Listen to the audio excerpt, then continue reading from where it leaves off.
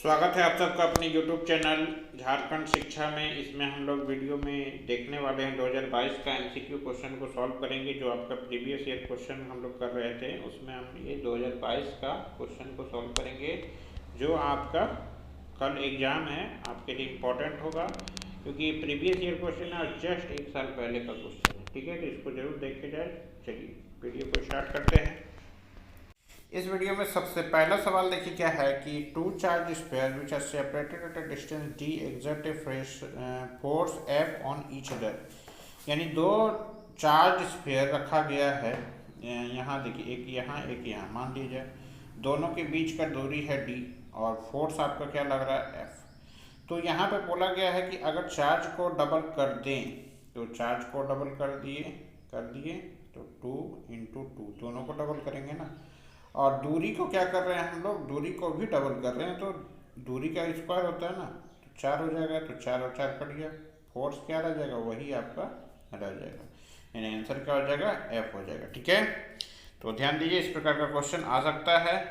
पहला का आंसर हो जाएगा फर्स्ट, यानी ऑप्शन नंबर 1। चलिए नेक्स्ट है सवाल, if a charge on a body is 100 nano coulomb and four nano coulomb then how many electrons are present on the body. देखिए इस प्रकार का क्वेश्चन जो है आपको क्या करना है, सिर्फ एक फॉर्मूला याद रखना है, Q = NE quantization of charge. N बराबर आपको यहाँ पे निकालना होगा, तो Q हो जाएगा आपका क्या, Q जो आपका दिया है 100 नैनो कूलम, नैनो यानी 10⁻⁹। ठीक है, बाकी E से डिवाइड करेंगे, E यानी कि 1.6 × 10⁻⁻19। जब इसको आप सॉल्व कीजिएगा, लेकिन ये फॉर्मूला आपको ध्यान में रखना है, यहाँ डाटा चेंज हो सकता है, यहाँ सिर्फ आपको चार्ज का वैल्यू देगा, आपको नंबर ऑफ इलेक्ट्रॉन निकालना होगा वहाँ। तो यहाँ पे आपका उत्तर हो जाएगा क्या, जब इसको सॉल्व कीजिएगा तो आपका आएगा 6.25 × 10⁻11 आ जाएगा। ठीक है, कितना आ जाएगा, ऑप्शन नंबर जो 4 में दिया हुआ है। ठीक है, आगे अब हम लोग चलेंगे तीसरा नंबर सवाल में। देखिए तीसरा में क्या है आपका, ऐसा यूनिट पूछा है इलेक्ट्रिक फील्ड का।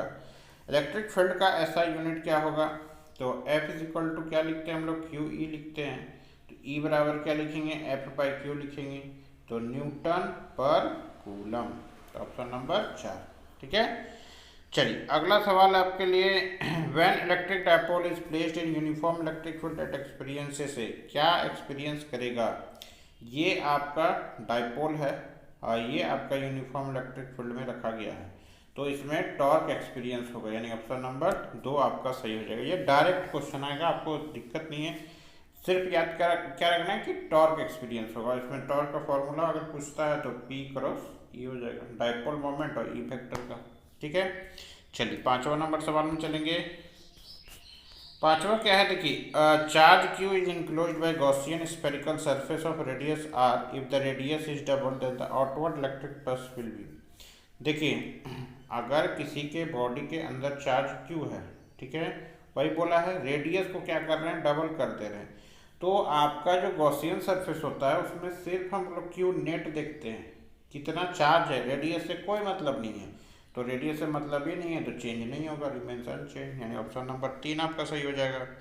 फिर आपका है गॉसियन स्फेयर में अगर डायपोल इंक्लोज्ड है, डायपोल, ये डायपोल हो गया, यानी +Q और -Q, हम लोग क्या बोले, Q नेट, नेट यानी +Q -Q को जोड़ेंगे तो क्या हो जाएगा, 0 हो जाएगा ना, तो 0। ठीक है, याद रखिएगा Q नेट होता है गॉसियन सरफेस में।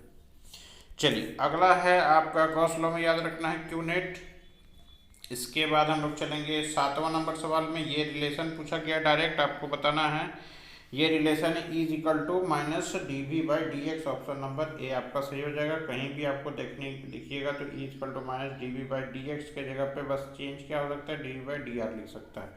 ठीक है, याद रखिएगा। चलिए फिर है आपका 8वां नंबर सवाल है। 8वां में आपका इक्वेटोरियल पोजीशन पर और आपका एक्सियल पोजीशन पे है इलेक्ट्रिक फील्ड डायपोल के द्वारा, उस दोनों का रिलेशन पूछा गया है, तो रिलेशन डायरेक्ट आप याद रखिए कौन सा होता है, EA = 2EE हो जाएगा। ठीक है, ठीक है, क्या हो जाएगा, EA = 2EE, यानी एक्सियल = 2 टाइम्स E × इक्वेटोरियल। ठीक है, 8वां नंबर हो गया। अब हम लोग चलेंगे 9वां नंबर में। देखिए, the capacitance of parallel plate capacitor does not depend on, किस पे डिपेंड नहीं करेगा, तो ए एप्सिलॉन नॉट बाई डी। ठीक है, याद रखिए पैरेलल प्लेट कैपेसिटर है ना, distance between the plate, area of the plate, और मीडियम भी होता है के एप्सिलॉन नॉट, तो मेटल ऑफ द प्लेट पे डिपेंड नहीं करेगा। ठीक है, फॉर्मूला याद रखिए, सारा क्वेश्चन बन रहा है। आगे है, if a dielectric be introduced between plates of a parallel plate capacitor then the value of its capacitance, उसका कैपेसिटेंस का वैल्यू क्या होगा। तो अभी हमने जो फॉर्मूला लिखा K A epsilon naught by D, तो के क्या है आपका डाइलेक्ट्रिक कांस्टेंट, तो क्या हो रहा है डायरेक्टली प्रोपोर्शनल हो रहा है ना, तो बढ़ जाएगा।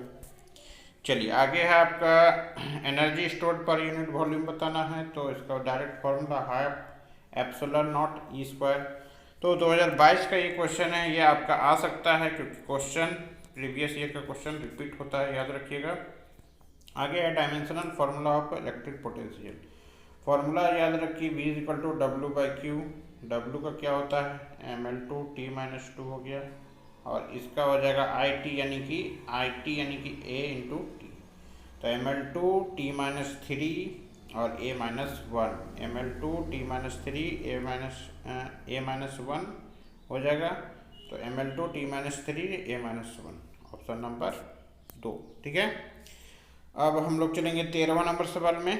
13वां नंबर सवाल क्या है, ओम्स लॉ। ओम्स लॉ कब वैलिड है, तो कांस्टेंट टेम्परेचर पे वैलिड है, यानी सब्सटेंस का यानी वायर का टेम्परेचर कांस्टेंट रहना चाहिए। ठीक है, चलिए 13 नंबर हो गया। 14 नंबर में देखेंगे, ये आपका जो व्हीटस्टोन ब्रिज है क्यों एक्यूरेट है, तो ये एक प्रकार का नल मेथड है, ये एनसीईआरटी पढ़िएगा तो आपको क्वेश्चन मिलेगा। ये एक प्रकार का नल मेथड है, इसीलिए ये बहुत ही इम्पोर्टेंट है। ठीक है, चलिए आगे है ड्रिफ्ट वेलोसिटी का रिलेशन पूछा गया है, तो V D is equal to हम लोग लिखते हैं mu into E mobility into electric field, तो डायरेक्टली प्रोपोर्शनल हो जाएगा, ऑप्शन नंबर 4। ठीक है, कितना तक हो गया हम लोग का, 15 नंबर तक हो गया है सॉल्यूशन। 35 क्वेश्चन आया था पिछले बार। लूप रूल, लूप रूल किससे रिलेटेड है, तो कंजर्वेशन ऑफ एनर्जी से रिलेटेड है। ठीक है, चलिए आगे है आपका इन सीरीज कॉम्बिनेशन ऑफ 2 और more than 2 resistances current through each resistance is same.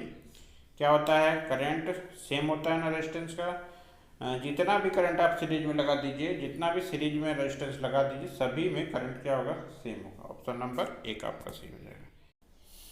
तो आपका अगला सवाल है 18 number, in parallel combination of N cell we obtain more voltage more electric current less voltage या लेस इलेक्ट्रिक करंट। तो हम लोग जब आपका पैरेलल कॉम्बिनेशन में एन सेल को लगा देंगे, यानी नंबर ऑफ सेल्स लगा देंगे, तो वोल्टेज क्या होगा, बढ़ेगा घटेगा, क्या होगा, या फिर करंट बढ़ेगा करंट घटेगा।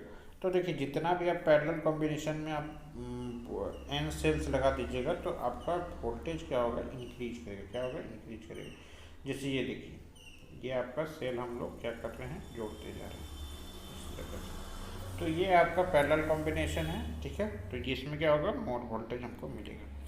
यहाँ अगला सवाल है 19 नंबर में, आपको ये डायरेक्ट क्वेश्चन आपको आता है, रेजिस्टिविटी ऑफ एलॉय ऑफ मैग्नीन पूछता है, तो ये आपका इंडिपेंडेंट ऑफ टेम्परेचर होता है, यानी नियरली इंडिपेंडेंट ऑफ टेम्परेचर। ठीक है, याद रखिएगा, डायरेक्ट क्वेश्चन आपका आ सकता है।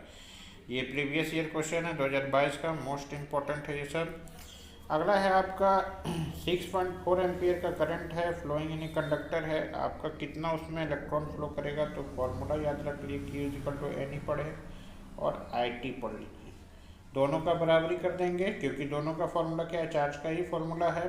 तो यहाँ से n बराबर क्या होगा, I into T by E, ये फॉर्मूला लगाएंगे तो आ जाएगा आंसर आपका 4 इंटू 10 का पावर 19। ठीक है, चलिए नेक्स्ट है, an electron enters perpendicular to the uniform magnetic field the path of the electron will be. जब भी यूनिफॉर्म मैग्नेटिक फील्ड में आपका इलेक्ट्रॉन इंटर करेगा, तो उसका आपका देखिए, आपका जो मैग्नेटिक फील्ड में वो सर्कुलर पाथ ही बनता है, सभी को पता है, तो सर्कुलर याद रखिएगा। ठीक है, चलिए magnetic field at the centre of a current carrying loop of radius R. ठीक है, याद रखिए formula mu naught I by 2r होता है, तो इनवर्सली प्रोपोर्शनल तो क्या हो जाएगा, r हो जाएगा, यही हो जाएगा ना, ऑप्शन नंबर आपका बी हो जाएगा। ठीक है, चलिए 22 नंबर हो गया। अब आप चलेंगे 23 नंबर में, देखिएगा moving charge particle experience no force while moving through uniform magnetic field. Charge जब मूव करता है तो उस पर कोई फोर्स नहीं लग रहा, तो क्यू भी बी साइन थीटा, यानी एंगल क्या हो जाएगा 0 डिग्री। तो जब भी दो चीज़ पैरेलल रहेगा तो ही 0 डिग्री एंगल बनता है। तो if charge particle moves parallel to the magnetic field. ठीक है, चलिए 24 नंबर, magnetic field due to toroidal solenoid is independent of formula mu naught, याद रखिए, एन आई रखिए, number of turns N, electric current, radius कहीं भी दिख रहा है नहीं दिख रहा है, तो इंडिपेंडेंट ऑफ रेडियस। आगे चलेंगे 25 नंबर सवाल में। देखिए क्या है, मैग्नेटिक फील्ड का यूनिट पूछा है तो सभी को याद होगा, बहुत ही बेसिक सा सवाल है। ऐसा यूनिट ऑफ मैग्नेटिक फील्ड क्या होता है, टेस्ला। ठीक है, two parallel conductors carrying current in the same direction will be. देखिए इसका कंडीशन याद रखिए कि सेम डायरेक्शन में होगा तो अट्रैक्ट करेगा, अगर रिपेल पूछता है तो रिपेल बोलेगा तो उल्टा डायरेक्शन में चल जाइएगा। ठीक है, नेक्स्ट आपका 26 हो गया। 27 नंबर सवाल देख लेते हैं। Current carrying loop is placed in uniform magnetic field, the torque acting on it's does not depend upon. किस पे डिपेंड नहीं करेगा, फॉर्मूला आपका याद रख लीजिए, ये होता है BINA। ठीक है, तो आपका एरिया भी है, वैल्यू ऑफ करंट भी है, मैग्नेटिक फील्ड भी है, तो तीनों नहीं होगा, यानी कि यहाँ डिपेंड जो कर रहा है वो तीनों पे डिपेंड कर रहा है, तो नॉन ऑफ दीज इसका आंसर हो जाएगा। ठीक है, चलिए एम्पियर सर्किटल लॉ का फॉर्मूला, एम्पियर सर्किटल लॉ का फॉर्मूला आपको बताना है तो B.dl, डॉट होता है नॉट क्रॉस, क्रॉस को काट दीजिए, और म्यू नॉट इंटू आई, यानी ऑप्शन नंबर 4। ठीक है, 29 नंबर में magnetic element of earth are, magnetic element of earth are 3 quantity that describe magnetic behaviour of the earth, यानी मैग्नेटिक एलिमेंट उसको बोलते हैं जो मैग्नेटिक बिहेवियर अर्थ का बताए। ठीक है, चलिए 29 हो गया। 30वां नंबर सवाल में चलेंगे।